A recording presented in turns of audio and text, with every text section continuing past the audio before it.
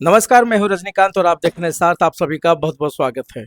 बिहार शरीफ विधानसभा क्या रंग दिखाएगा, क्या सियासत होगी, क्या हकीकत है, इन तमाम चीज़ों पर आज हम बात करेंगे। राजद के पूर्व विधायक हैं पप्पू खान, नौशादुल नबी उर्फ पप्पू खान। लगातार 2000 से बिहार शरीफ की राजनीति में काफ़ी सक्रिय, उससे पहले भी रहे हैं, मगर 2000 में इन्होंने पहली बार जीत दर्ज की थी राजद के विधायक के रूप में। उसके बाद लगातार इनका प्रयास जारी है, संघर्ष जारी है। तो आज हमारे स्टूडियो में हमारे खास मेहमान हैं नौशादुल नबी उर्फ पप्पू खान। 2025 का नया समीकरण है और 2025 में आप अपने आप को कहाँ पर देख रहे हैं, और ऐसा आपको क्यों लगता है कि राजद आपको उम्मीदवार बनाएगी? राजद उम्मीदवार हमको क्यों बनाएगी, इसलिए कि 35 साल के इतिहास में हम्म। राजद से मेरा संबंध है 35 साल का। 35 साल के इतिहास में 30 साल मैंने अपने जीवन का अपने पार्टी को, अपने नेता माननीय लालू प्रसाद यादव जी को दिया है और पूरी वफादारी और पूरी ईमानदारी के साथ मैंने अपनी पार्टी का सेवा किया है, काम किया है। तो मजदूरी के रूप में हमको भरोसा है कि हमारी पार्टी, हमारे नेता हम पर विश्वास रखेंगे, टिकट देंगे। एक सवाल बहुत ही कॉमन है कि आप कह रहे थे कि 35 सालों का एक अटूट संबंध है। ये संबंध में कभी कभी भटकाव भी देखने को मिला, कभी आप कांग्रेस में गए, कभी पप्पू यादव के साथ गए। तो ऐसी स्थिति में ये जो आस्था है, इसमें भटकाव क्यों होता चला गया? भटकाव नहीं हुआ। हम्म 2015 तक हम्म मैं लालू जी के हनुमान के रूप में बना रहा। तो बिल्कुल। 90 से लेके 2015 हम्म इस बीच में बहुत कठिनाई का भी सामना हमको करना पड़ा। 2005 के चुनाव के समय कुछ अपराधियों की हत्या हुई, उसमें साजिश के तहत हमको फंसाया भी गया। हम पर गुंडा एक्ट लगा, सीसीए लगा, नीतीश जी की सरकार के द्वारा बहुत प्रताड़ना झेलना पड़ा। 7 साल 8 साल हम जेल रहे। इस बीच जदयू के तरफ से, माननीय नीतीश कुमार जी के तरफ से हमारी माँ को मुख्यमंत्री आवास भी बुलाया गया जब हम जेल में थे, और मेरी माँ से कहा गया कि पप्पू जी को कहिए जदयू में आ जाएं। लालू जी दोबारा लौट के आने वाले नहीं हैं, अब हम ही रहेंगे सरकार में। और हमारी माँ ने नीतीश जी से मिलने के बाद वापस आकर के हमको मैसेज भेजा कि नीतीश जी का ये मैसेज है कि आप जदयू से लड़िए, जदयू में आइए और राजद को छोड़ दीजिए। लेकिन हमने अपनी माँ को साफ शब्दों में कहा कि हम लालू यादव का नमक खाए हैं और लालू यादव के हम हनुमान हैं। कितनों हम प्रताड़ना होगा हम सह लेंगे, लालू जी को हम छोड़ेंगे नहीं। और हमने कभी नहीं छोड़ा, और उसके वजह से हमको 8 साल जेल रहना पड़ा। और 2015 में जब हम कोर्ट से बाइज्जत बरी हुए और जब हमको मजदूरी मिलना चाहिए था, वफादारी का, वो नहीं मिला। 2015 में जब गठबंधन हुआ माननीय नीतीश कुमार जी से माननीय लालू प्रसाद यादव जी का और कांग्रेस का महागठबंधन, तो बिहार शरीफ के सीट को लालू जी ने छोड़ दिया, जदयू को दे दिया, जदयू के कोटा में चला गया और हमको जो है मूक दर्शक बन के खड़ा रहना पड़ा। तो एक गुस्सा था, एक आवेश था कि 8 साल हमने कठोर तपस्या किया जेल में पार्टी के लिए, लेकिन मजदूरी जब हमको मिलना था, जीत मेरी सुनिश्चित थी। इंडिया गठबंधन, आप भी समझ सकते हैं, आप वरिष्ठ पत्रकार हैं, कि राजद, जदयू, कांग्रेस, वाम दल, इतना बड़ा गठबंधन, जब हम खाली आरजेडी के टिकट पर लड़ते थे। 2010 में जब हम जेल में थे, मेरी पत्नी को लालू जी ने टिकट दिया था, आफरीन सुल्ताना को। 54,168 वोट था जी, जेल में मगर ये जो तपस्या की बात कर रहे हैं, आपकी पार्टी के लिए तो आपने नहीं तपस्या किया ना। वो कैसे? जैसे आप कह रहे हैं 8 साल राजद के कारण जेल बिताना पड़ा। बिल्कुल, इसलिए कि जो हम जेल गए जिस मर्डर केस में, जी। तो वो एक साजिश थी ठीक है। जदयू भाजपा की, ठीक है। और उनका साजिश के पीछे यही मंशा था कि इनको फंसाओ, जेल भेजो और बार्गेनिंग करके इनको राजद से किसी तरीके से पार्टी जदयू। छोड़वा के ठीक है। जदयू में लाओ। 2005 में 2 चुनाव हुए थे मेरे ख्याल से, फरवरी में, एक नवंबर में। हाँ फरवरी में भी आपको 42,000 आप ही कैंडिडेट रहे, हाँ उसके बाद में 40,000 मिला। फिर 2010 में आफरीन सुल्ताना आई, हाँ 15 में भी आ पाए, और आपके गुस्से के शिकार जो है जदयू के असगर शमीम हो गए, ऐसे लोग का कहना है। पब्लिक कहती है कि कहीं ना कहीं पप्पू खान अपने वजूद को बचाने के चक्कर में महागठबंधन कहीं कैंडिडेट को हरा देते हैं। हाँ, ठीक है। वजूद हर आदमी अपना बचाता है, जी। हर आदमी को अधिकार है वजूद की रक्षा करना। और ये कहाँ लोकतंत्र में लिखा हुआ है कि किसी भी क्षेत्र से एक ही मुसलमान लड़ेगा? कहाँ लिखा हुआ वो है? सियासत की बात आप लोग बेहतर समझ ना सकते ना, हैं। कहाँ लिखा हुआ? जब हम 2000 में चुनाव लड़े थे जी। पत्रकार महोदय, तो मेरे खिलाफ 4 मुसलमान थे।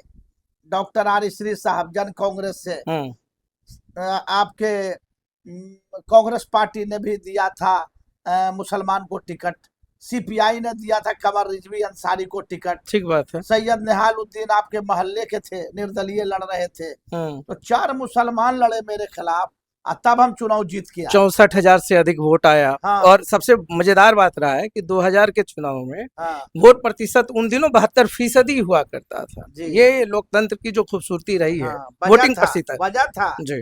ईवीएम नहीं था, हम्म। ईवीएम मशीन नहीं ना था, ठीक है। बैलेट था। तो जो अनपढ़ लोग भी थे वोट देना जानते थे। ईवीएम आने के बाद ना हम लोग डैमेज हुए हैं, या आरजेडी डैमेज हुई है। विधायक जी, एक बात बहुत ही कॉमन है, अलीगढ़ की बोली गोली से भी खतरनाक होती है। अब चूंकि आप चुनावी मैदान में आश्वस्त हैं, हाँ। आपको लगता है कि इस बार का जो चुनाव होगा, और सभी लोग कहते हैं लालू जी का आशीर्वाद हमको भी प्राप्त है, तो ऐसी स्थिति में आप अपने आप को कहाँ पर देखते हैं? कौन कहता कि लालू जी का आशीर्वाद हमको प्राप्त? सभी लोग हैं, तो नाम लेना उचित नहीं है। लोग कैंडिडेट कह रहे हैं, जो संभावित उम्मीदवार हैं वो कह रहे हैं। अच्छा ठीक है, तो सुनिए, एक चीज आपको बता देते हैं।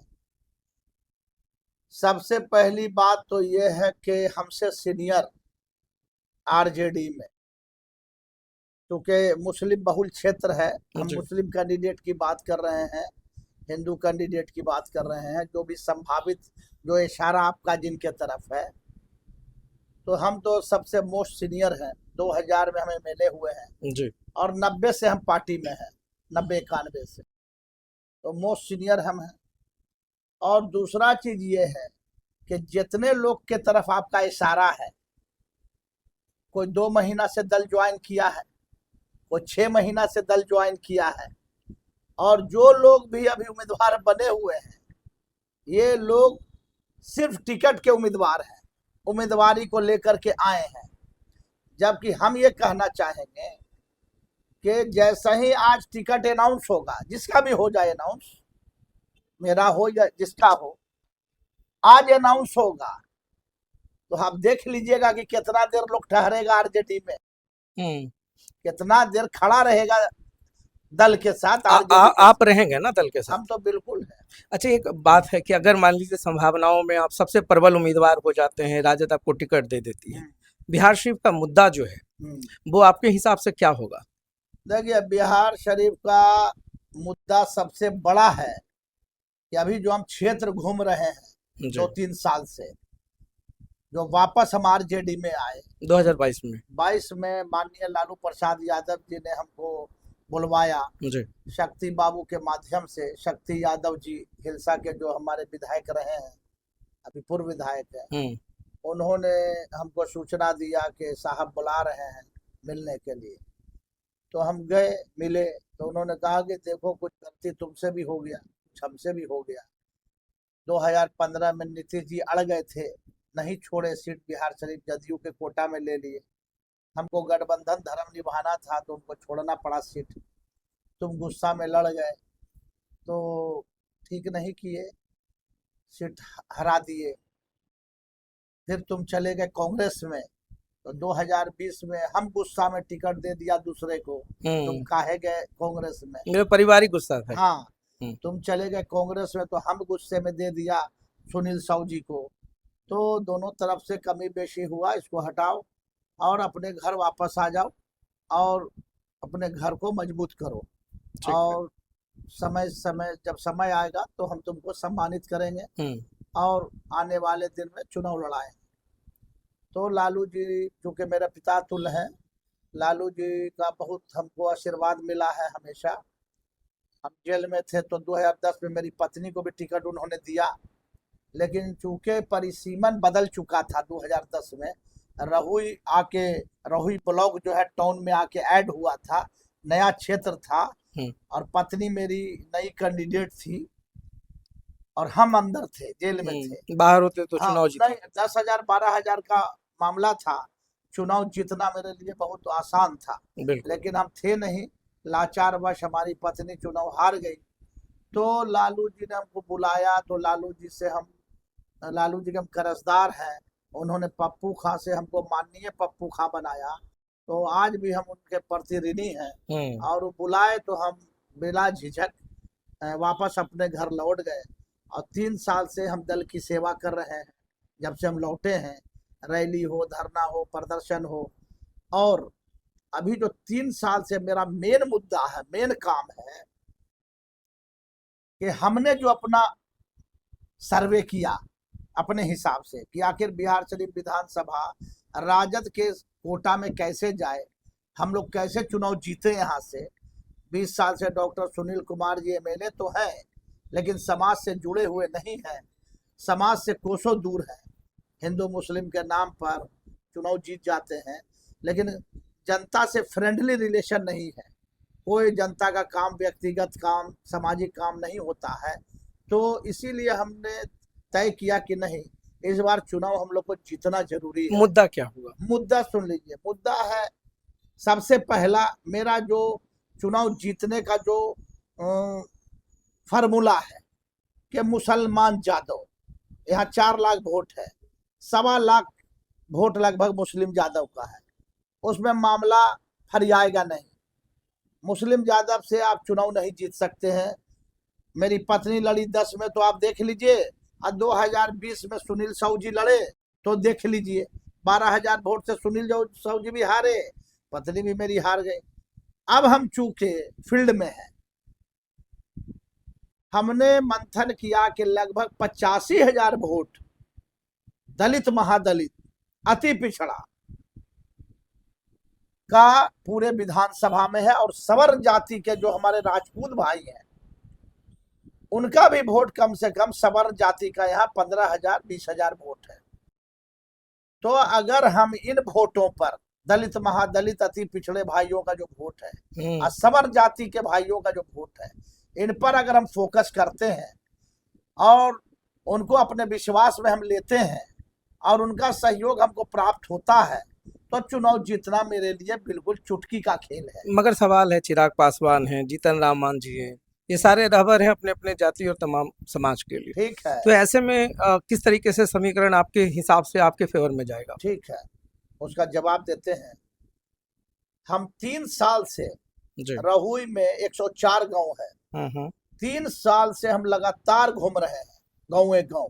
बिल्कुल, पर डे एक गांव हम जाते हैं और देवी स्थान में बैठते हैं, और उन्हीं का गांव वाले का कुर्सी टेबल लगता है, उन्हीं का दूध दही आता है, और बैठ के महिलाओं के साथ, पुरुष के साथ हम मंथन करते हैं और अपनी बातों को उनके सामने हम रखते हैं कि तुम्हारी पार्टी ओरिजिनल लालू यादव की पार्टी है, आरजेडी है, न कि मोदी जी है। क्योंकि चुनाव जब जब आता है, हिंदू मुसलमान के नाम पर हिंदू भाई भाई कह के लोग वोट लेता है, और चुनाव खत्म हो गया तो आप अछूत हो जाते हैं, आप दलित हो जाते हैं, महादलित हो जाते हैं। तो भेदभाव का मामला जो सदियों से चला आ रहा है वो खत्म नहीं हो रहा है, खाली वोट के लिए खत्म होता है। तो जितना गांव हम घूम रहे हैं, आज भी दलितों को, महादलितों को, कमजोर वर्ग को मंदिर में घुसने नहीं दिया जाता है, मंदिर में गोड़ लगने नहीं दिया जाता है, उनको सम्मान नहीं दिया जाता है, ये बहुत बड़ा फैक्टर है। और हमने सबको आश्वस्त किया है कि चिंता मत करो, लालू जी की सरकार बनेगी, हमारी सरकार बनेगी, हम लोग चुनाव जीतेंगे। हर गांव में हम लोग विधानसभा से विधेयक लाके कैबिनेट से पास करा के हर गांव में एक सुंदर मंदिर हम लोग लालू जी से कह के बनवाएंगे, ताकि आपको जो है पूजा करने से, गोड़ लगने से मंदिर में रोक नहीं पाए। ये एक बहुत बड़ा मुद्दा है, सुन लीजिए, गांव ग्रामीण में गरीबों के लिए बहुत बड़ा मुद्दा है। अब चलिए मेरे साथ चल के देखिए कि ये मंदिर का मुद्दा, गोड़ लगने का मुद्दा, मंदिर में पूजा करने का मुद्दा बहुत बड़ा मुद्दा है। दूसरा मुद्दा है, मेरे डॉक्टर सुनील कुमार जी 20 साल से एमएलए हैं, एक गांव भी आप चलिए, एक मैरिज हॉल नहीं है। एक गांव में अगर बेटी, गरीब की बेटी का शादी होता है, बारात ठहराने के लिए एक छत नहीं है, जहां शौचालय हो, पानी हो, बिजली हो, जहां पर हमारा गरीबों की बेटी का बारात ठहरे और इज्जत आबरू से बारात वापस जाए, एगो नहीं, एक गांव में नहीं है। गली की हालत ये है, तालाब बना हुआ, नाला जो है पूरा उफान पर, और पूरा तालाब बना हुआ, पूरा गली, एक एक ठेवना पानी। 200 पंचायत में आप जाइए, सिवाई बिघा गांव है, माने कई गांव है, एक गांव क्या कई गांव है का मसला। आपके मुर्गिया चक पंचायत में चले जाइए आप, मुर्गिया चक गांव है, बाजितपुर गांव है, जाके सब देखिए। शहर में पार्किंग नहीं है, पार्किंग नहीं है, शहर में जाम है, हाँ शहर में अतिक्रमण है जी। और जब से विधानसभा बना 67 से लेकर अब तक की हम बात करें, तो किसी भी विधायक या जनप्रतिनिधि की तरफ से ये पहल नहीं किया गया कि शहर में एक सुंदर सा पार्क हो, गाड़ी लगाने के लिए आपकी पार्किंग हो। मुद्दा तो जाम का रहता है, तमाम चीज रहती है। तो इस पे आप क्या करेंगे और क्या आपकी नीति होगी? देखिए, ये जो शहर का बनावट है, ये सदियों पुराना है। बिल्कुल। शहर का जब तक चौड़ीकरण नहीं होगा तब तक मसले का हल नहीं है। और चौड़ीकरण करना, पाइपलाइन में आप चले जाइए, बड़ी दरगाह से लेकर के माने पुल पर, पुल पर से लेके गढ़ पर होते हुए अम्बेर दरगाह, या फिर खंदक पर से चले जाइए आप, बिजली खंदक पुल पर पोस्ट ऑफिस होते हुए रामचंद्रपुर। इन रोडों को अगर चौड़ा करवाइएगा तो कितने लोग बर्बाद हो जाएंगे, कितने घर वाले, दुकान वाले, अगर सरकार इस पर पहल करेगी तो कितने लोग का रोजी रोटी खत्म हो जाएगा। तो शहर में पार्किंग नहीं चाहिए? चाहिए। अब उसके लिए अलग व्यवस्था करना हो, एक नई आबादी, नया एरिया बसाना होगा उसके लिए। तो हर समीकरण पे काफी आश्वस्त होते हुए दिख रहे हैं पप्पू खान, और दावा कर रहे हैं कि आने वाले विधानसभा चुनाव में राजद से जरूर वो उम्मीदवार होंगे। तो ये आने वाला समय बताएगा। संभावनाओं के खेल में फिलहाल पप्पू खान अपनी दावेदारी मजबूत करके रखे हुए हैं, और हमसे बात करने के लिए आपका बहुत बहुत शुक्रिया। Thank you very much.